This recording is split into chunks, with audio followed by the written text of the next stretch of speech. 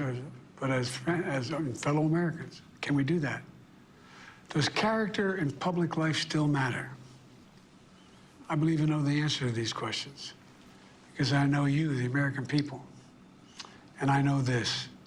We are a great nation because we are good people. When you elected me to this office, I promised to always level with you, to tell you the truth. And the truth, the sacred cause of this country, is larger than any one of us.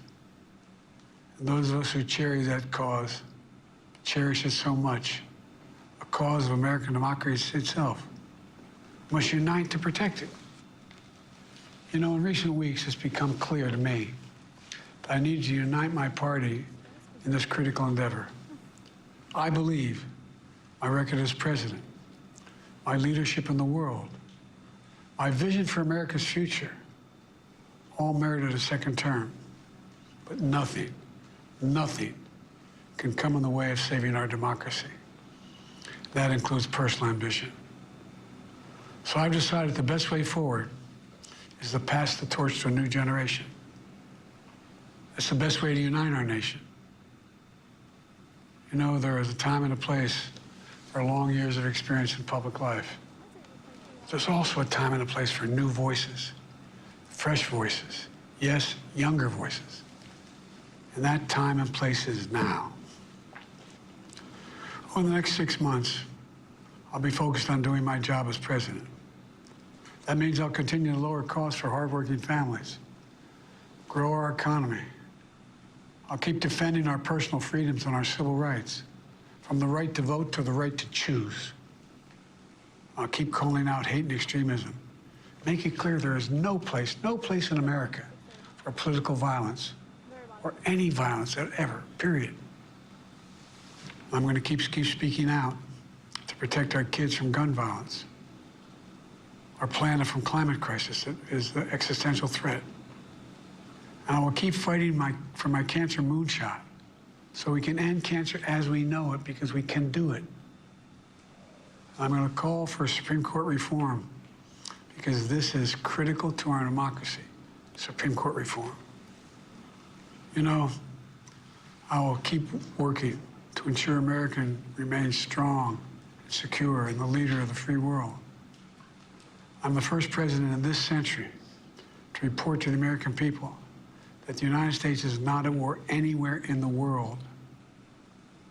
We'll keep rallying a coalition of proud nations to stop Putin from taking over Ukraine and doing more damage. We'll keep NATO stronger, and I'll make it more powerful and more united than any time in all of our history. I'll keep doing the same for our allies in the Pacific.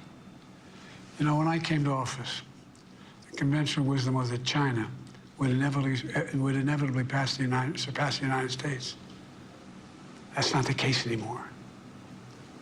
And I'm going to keep working to end the war in Gaza, bring home all the hostages, and bring peace and security to the Middle East and end this war.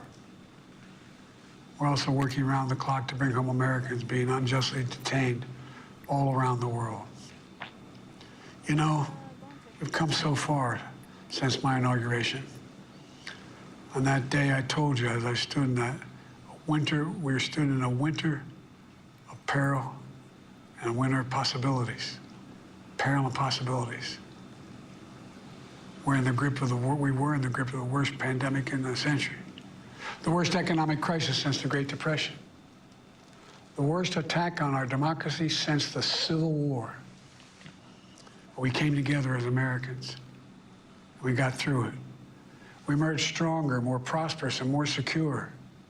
Today, we have the strongest economy in the world, creating nearly 16 million new jobs, a record. Wages are up. Inflation continues to come down. The racial wealth gap is the lowest it's been in 20 years. We're literally rebuilding our entire nation, urban, suburban, rural, and tribal communities. Manufacturing has come back to America. We're leading the world again in chips and science and innovation. We finally beat Big Pharma after all these years to lower the cost of prescription drugs for seniors. And I'm going to keep fighting to make sure we lower the cost for everyone, not just seniors. More people have health care today in America than ever before. And I signed one of the most significant laws helping millions of veterans and their families who were exposed to toxic materials. You know, most significant climate law ever in the history of the world.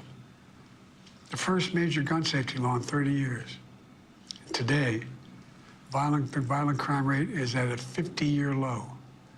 We're also securing our border.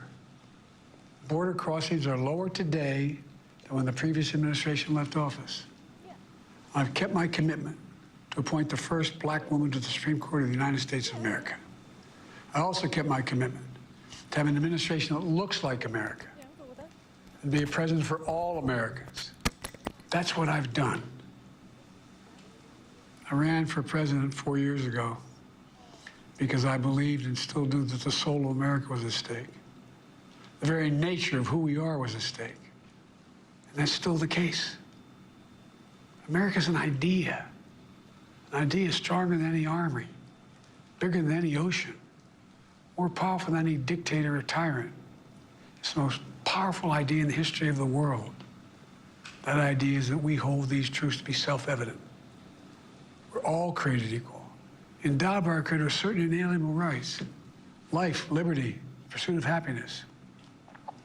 We've never fully lived up to it, to this sacred idea, but we've never walked away from it either. And I do not believe the American people will walk away from it now. In just a few months, the American people will choose the course of America's future. I made my choice. I've made my views known. I would like to thank our great Vice President Kamala Harris. She's experienced, she's tough, she's capable. She's been an incredible partner to me and a leader for our country. Now the choice is up to you, the American people.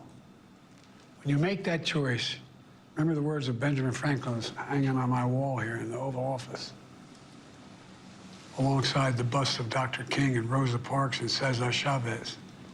When Ben Franklin was asked, as he emerged from the convention going on, whether the founders have given America a monarchy or republic, Franklin's response was, a republic, if you can keep it. A republic, if you can keep it. Whether we keep our republic is now in your hands. My fellow Americans, it's been the privilege of my life to serve this nation for over 50 years. Nowhere else on earth could a kid with a stutter, from modest beginnings in Scranton, Pennsylvania, and Claymont, Delaware, one day sit behind the resolute desk in the Oval Office as President of the United States. But here I am. That's what's so special about America. We're a nation of promise and possibilities, of dreamers and doers, of ordinary Americans doing extraordinary things. I've given my heart and my soul to our nation, like so many others. I've been blessed a million times in return with the love and support of the American people. I hope you have some idea how grateful I am to all of you. The great thing about America is here, kings and dictators do not rule, the people do. History is in your hands. The power is in your hands. The idea of America lies in your hands. We just have to keep faith, keep the faith, and remember who we are. We're the United States of America, and there's simply nothing beyond our capacity when we do it together. So let's act together, preserve our democracy. God bless you all, and may God protect our troops. Thank you. A moment in history tonight, President Biden in the Oval Office. You heard him say there to the American people, I revere this office. I love my country more. He talked about this being not about me, it's about you, it's about we the people. He said, we cannot forget that. I never have.